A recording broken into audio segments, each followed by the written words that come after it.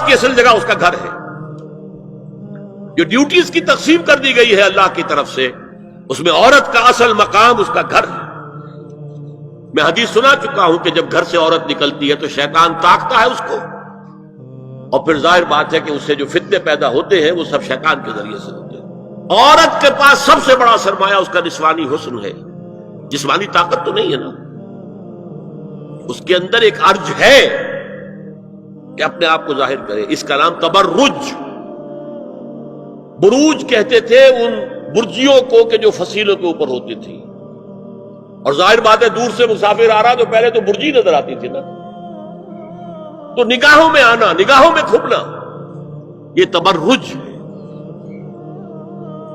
تو تم جس طرح پہلے بناؤ سنگھار کر کے نکلا کرتی تھی، اور تبرج الجاہلیہ اب چھوڑ دو.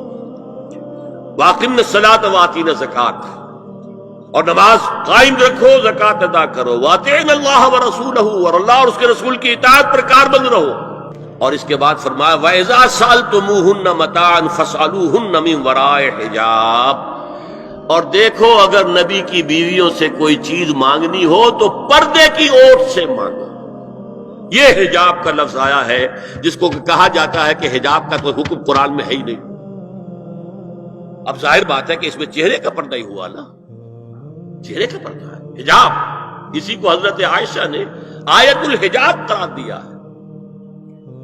اور پھر دیکھیے جو ریئلزم ہے، ریئلزم میں نے کہا تھا نا کہ اللہ نے بھی فرمایا کہ سب سے زیادہ محبت انسان میں عورت کی ہے. حب زین للناس حب الشہوات من النساء، اور پھر اس کے بعد لمبی فہرست. حضور نے فرمایا حبب الیہ النساء والتین. یہاں بھی فرمایا گیا ذالکم اطہر لقلوبکم وقلوبہن، یہ زیادہ پاکیزہ بات ہوگی تمہارے دلوں کے لیے بھی اور ان کے دلوں کے لیے.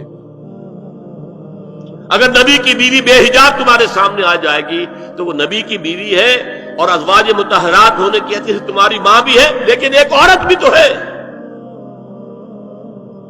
اور تم چاہے صحابی ہو، کچھ بھی ہو، تم مرد بھی تو ہو. یہ مرد اور عورت کے درمیان جو کشش ہے یہاں بھی اس کا ساس. نبی کی بیویوں کو بھی یہ نہیں کہا کہ اس سے ماوراء ہے. معصوم تو کوئی نہیں نبی کے علاوہ. وہ تو اللہ کہہ رہا ہے ہم تمہیں پاک کر دینا چاہتے ہیں، پوری طرح پاک کر دینا چاہتے ہیں تاکہ تم تمام خواتین امت کے لیے اسوہ بن جاؤ. فرمایا یہ جو پردے کی اوٹ سے کوئی شے لینا دینا ہے، اس لیے تمہارے دلوں کے لیے بھی زیادہ پاکیزہ بات ہے اور ان کے دلوں کے لیے بھی. یہ ہے اللہ تعالی کا حکم سورہ احزاب کے اندر. اس کے بعد اسی سورہ احزاب میں اس سے جو مستثنا ہے، گھروں میں اذن لیے بغیر بھی داخل ہو سکے، جن کے سامنے ازواج مطہرات اپنے کھلے چہرے کے ساتھ آ سکتی تھی، ان کی ایک فہرست دی گئی. یہ مختصر فہرست ہے. لا جناح علیہن فی آبائہن ولا ابنائہن ولا اخوانہن ولا ابناء اخوانہن ولا ابناء اخواتہن ولا نسائہن ولا ما ملکت ایمانہن واتقین اللہ ان اللہ کان علی کل شیء شہیدا. کوئی حرج نہیں ہے ازواج مطہرات پر ان کے باپوں کے سلسلے میں. ابو بکر آئے تو جائے سیدھے حضرت عائشہ کے حجرے میں، کون روکے گا؟